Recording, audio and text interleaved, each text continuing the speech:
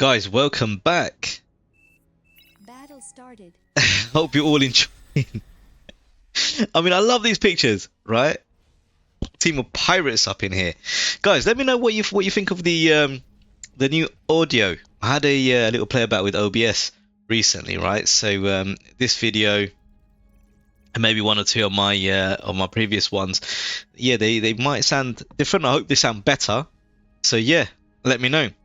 So what do we have here? This is an interesting map. Again, another new one for me. I am in red team, but let's have a little gander on blue. So led by B-Dog. B-Dog. Now, I can't say I'm afraid of anybody called B-Dog. O-Dog from Menace to Society, different. Right? This guy, nah, can't be afraid of him. So I don't think there's actually roles per se in this map, which is good in some ways and maybe a little bit tricky in others, right? I mean, I'm not the biggest fan of being made to play a specific role, and if you don't do it well, then you get shouted at by everybody. But I think if you've got a decent enough team and coordinate a little bit, like I keep saying, right, air, you need a good air player. Okay, so even though these sort of starting positions aren't dictated, it's always good to have good air. And we've got Kodachrome who's gone into air, which is going to be super for us, because if they don't have the same or the equivalent, they're going to be in a lot of trouble, right? A lot of trouble. So you got me again, one of the lowest ranks in the squad. I wanted to get a Lazarus out, get a couple of construction, get a couple of cons out there as well, because I'm somewhat furthest back from the action, right? I'm not actually in the front like I usually am. I thought, okay, let me try and eco up a little bit, get a bit of tech on, right? And maybe I went a little bit too enthusiastic with the energy storages here. But my thinking was, if I can get a good amount of energy in, especially for wind. I mean, the wind is really good in this map. It's spectacular, right? And just store that all up, I'm gonna be good. But potentially the rest of the game, I'm gonna be pretty damn good, right? That was my thinking behind that. So who's our boss? Who is in charge of this particular game? So we got Risika. I really struggle with these names, right? But he's gone into Armada bots as well. Okay, he's moved real quick. See, how do people move this quick? I mean, he's got energy converters, some windmills. He's got a nano up and running already. I'm nowhere near it. I'm nowhere near it. So yeah, I mean, there was an empty mechs here. I thought I'd grab that because I figured my comrade on the furthest left, he's got this mechs here, and he's probably gonna move down. So he's gonna be able to cap off these mechs. Depending on how the sea play goes, he might even get these two as well. So I thought, yeah, he's gonna have plenty to get by. So we've got some rovers going out to do a little bit of scouting. Nice. This should hopefully give us a little bit of insight into what the enemy is doing. I think this map looks really nice. Really nice looking map. Absolutely beautiful. I wonder what he can actually see. So not too much yet. I think he would have realized that if he had moved the rovers this way, he's going to come across a commander. He's going to meet some opposition. So this is better. Much better play. Just go around the back. Just go around the back where they're likely going to be weakest. Yeah? LLT. Oof. Smart play by the blue team. And good play by Peterbread. He realized early on, look, why destroy the units, right? That LLT is going to kill every single one of yours. Yeah? Move it away, and maybe you could get a better target. Which, if he can avoid the grunts, he should do. I think rovers, yeah, they should be quicker than the grunts mobility-wise. But he went straight into another LLT. But nevertheless, so if we look at player view now, we can actually see a good chunk of their base. And if we were to select one of theirs, they don't really have anything of ours. They can't see where our best players are or what our composition looks like. Right, so yeah, you might wonder, well, how useful is scouting really? it is, because it at least tells you which particular area of the map may be stronger or weaker to invade, right, and to push forward on. So it looks like they have gone into air as well, which is super good. Naval. So in this sort of map where this this sea, if you want to call it that, right, it's actually a pretty significant chunk of the map. And what you don't want to do is have the opposition make raids all the way from the center point, right? So you do need some of your players to go into sea. Yes, it's water and it's wet. I don't like it, but it's a necessary evil. The graphics are really nice. It's one of the things that I really like about Beyond All Reason. It's just how pretty it looks. Now I don't have the best graphics card in the world, and that's something that in the future is what I want to improve upon, right? So yeah, let's see. But I'm hoping you're liking the content. I'm hoping it looks good. The frame rates I noticed do drop significantly when I play, especially when it gets a little bit more crazier. So yeah, but I think I've got the settings all right, and maybe it's just the card. I think this card was one of the better ones back in 2018, 2019. So it's a little bit older now, showing its age. This I like. So, a torpedo sub. Just going in there and just causing havoc. The thing with subs, unless you have something that can launch torpedoes yourself, your enemy is always going to get the hurt on you, right? Not the quickest firing in the world, and then they do take a little bit of time. I think I would have preferred to see this sub just get the mexes, perhaps. Like these guys, yeah, I don't think there's anything they can do. I don't know too much about boats, but look, because they can't shoot torpedoes, because they can't fire torpedoes, yeah, they can't do anything. Yeah, they only got two lasers, two light lasers, nothing else. So this sub is just going to get value all day. I mean, look at that. Look at that. I mean, he was just there freely, just taking out his base. And they had no response. And now he's got another sub. Okay, red. That's ours. Damn. We got 3 subs. Dolphins. Do they have torpedo launchers? Close quarters, rapid fire, close quarter, plasma turrets. No. Nuh-uh. They cannot help you. Commanders can't do anything. I mean, the only thing the commander can do here is capture or reclaim. He cannot shoot underwater. He can't shoot his light laser. He cannot use the D-gun. It is what it is. And yes, his pronouns are he, him. It's just the way it is, baby. Okay, he has gotten away with his life, but at least he's going. I mean, he might as well just get the wreck. He might as well just reclaim all that metal, because that's going to be a significant amount. Looks like our yellow player, Azuria. I'm so bad with his name. He's pushed up significantly, which is nice, and he's got these torpedo launchers. Right, this is good. If you can fortify and keep the opposition team kind of to this section here, we're going to be all right. Because then what can they really do with their ships? We're going to have complete control of the seas, right? We're going to have complete control of the seas, because the boats, especially larger ones, from what I understand, they can't actually traverse through these shallow parts. So there's no sort of worry about the boats coming around the flanks. So if we can lock them down to this section, we're good. And we've nullified their sea play. What do we have going on over here? Yo, some super tower defense. I mean, if you thought this was significant, my guy has walls around his. This isn't such a bad thing. Again, you know, if the rocket bot thing is true, right? And perhaps in my previous game it was just a little bit of a glitch. If our guy sends in rocket bots, they shouldn't be able to shoot over these walls, which means these LLTs are going to have lots and lots of value, right? So I don't actually mind this so much.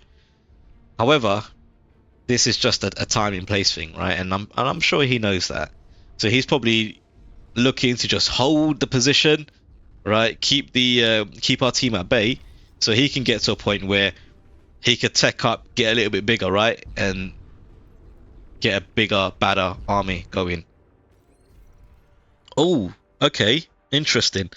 Not sure I'd want to put a Juno that close up front, because it's going to be a priority target, right? And these things do take. I mean, I've never really actually used one, but from what I understand, they do take up energy to actually make their missiles and things like that. Perhaps needed a little bit in the mid to late game, not so much in the early game. I don't know how much value you're really going to get out of a Juno at the early parts of the game. So our team leader straight up into tier 2, right? He's doing good. He's getting the advanced mexes up, as you should.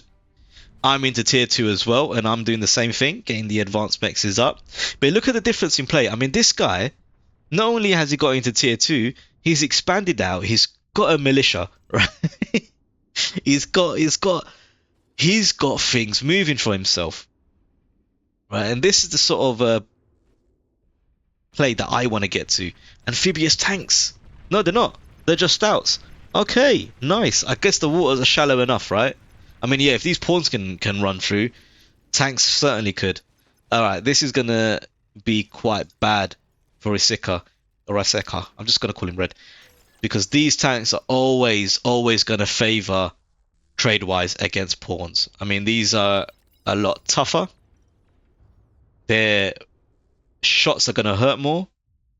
And there's actually quite, 14 of these guys. That's a lot. So they're going to take those peewees, those pawns out really, really easy. Now, I like this play. Blue, sensing that this side can be taken, right? He's sending in his tanks. If Midzikon actually pushed in with him, this would have been really, really good for Blue. Really good for Blue. But he didn't. I mean, they should have coordinated a lot better there, right? I mean, even looking at the chat, they've not asked each other to push up with them. So communicate, guys.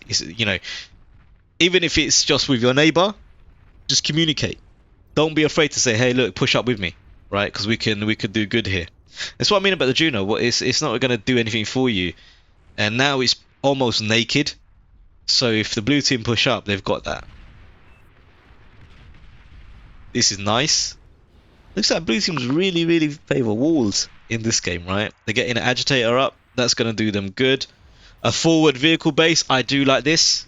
It's a tier 1 base, so it's not going to be the most difficult thing in the world to have built, right? And you're getting units out super early in comparison to, these bots having to traverse that exorbitant amount of distance. Not sure about this. Not sure what you're going to get out of that. Maybe it's to kind of hit these areas, but honestly, units would be better. I mean, rocket bots would take this to all of this. You don't even need Janus trucks, right? Rocket bots would do all of this. Get a few rocket bots up on this this section here, on this little island. Job done. Job's a good one, right? Don't spend the metal on that, because that's a lot of commitment. And see what I mean? Just these units alone, so much value. Yeah, the lesson in the micro rocket bots up here. Even the Januses, I think, might have been able to reach, because they can't shoot. If their weapon is submerged, you're getting nothing out of it. Right. So, yeah, Commander's mobility is pretty decent. He's going to be able to catch these Janus, tanks. Yeah. But oh, wow. Damn, I wasn't expecting that. And I'm guessing Space Kangaroo wasn't either. Oh, poor guy. Yo, if we can get the reclaim on this. Oh, alright. This guy here, I don't know if he's realised, but he should try and eat up his fallen comrade, or absolute worst case, asset denial, right? Degun the corpse. But yeah, I mean, Peter Bread, yo, good play by him. Good play by him. He's done the right thing. If this guy tries to what are these? Yeah, the construction. If he tries to reclaim, he just builds an LLT, it would be great. But it might have been a bit of the unknown. No, he saw that they don't have too much going on over there. He could have even from up here, he might have been able to just degun those cons. You know what? Peter Bread, super impressed. I mean, just look at this base. And he's got a really good set of units. Janus trucks and shell shockers getting in that artillery. Very, very good. Very, very good. What have I got going on? So I started building these cloakable fusion reactors because I didn't want to get bombed, right? Or if a raid happened, right, they might get this, they might get, you know, these are just tier ones, right? But they won't know about my sneaky, right, which is going to be powering my base. Likewise, if they went for a bombing run on my base, it got through, let's say, our air wall, right, or even some of our anti-air, still be okay. I don't think I did very well over here. I think in my mind, I believe that I'm ecoing a lot better than I am. Because if you notice, right, we still don't have much metal going on. We still don't have too much of a metal economy. There's me trying to make a fusion there as well, trying to make some build power. So then eventually, when I start these advanced fusions, I should have enough BP to get these up early. I'll get these up quick. So as long as I've got metal. And the thinking is, I mean, where's this guy going? Oh yeah, see, this is what I mean. Maybe this is where I'm wasting the time, right? Is making these anti-air when perhaps I should have just went straight into these advanced energy converters. I think that would have been the better play. With this dude, I didn't really know what to do with him, right? He's not going to add too much value to these guys here. So I thought, okay, let me build some BP. So then when I do start eventually building these and more, I already got some build power up and running. Or maybe I shouldn't have just done that. Maybe I shouldn't have done anything at all because, you know, he's using up some of the metal. So yeah, let me know. Let me know. At this point, I started panicking a little bit about anti-nukes, and I wanted to get a tier 3 out as well. So I think I will start making anti-nuke at some point, but I wanted to rush tier 3, and maybe that was a good move. Maybe it's not. I don't know. Compare that to the top player, right? He's already there, and he's not had the luxury that I had. The only thing he did have access to is that geothermal spot, right? So he would have been able to get a tier 1 geo and then a tier 2. Right, this place is a war zone. I mean, this is Death Valley. These guys are at death's door. I mean, one thing I did manage to do in this game, right, which I know I didn't show you, it's not the most exciting thing in the world. I did give out tier 2 cons to everybody, and I think maybe that's kind of slowed me down in comparison to everybody else. And I didn't even ask them for payment. You know, I didn't turn around and hold it behind a paywall like no, unless you give me metal, I'm not gonna give you a con. You know, yeah, give metal, that's the right thing to do. But at the end of the day, I want to win.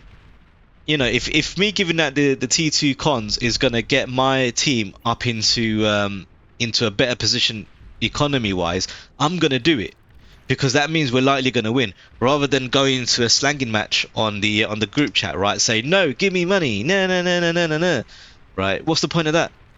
What's the point of that? And to be honest with you, you know, as somebody that's played frontline quite a fair amount of time, it's nigh impossible to have metal banked up that you can just give the tech player or the eco player. You know, it's like, you know, walking up to to somebody that's financially challenged and asking them for payment. It's like, come on, you know, help the front lines out if you can, right? And at our point, if the front line's able to reclaim some wreckages and things like that, and they can pay you back, great.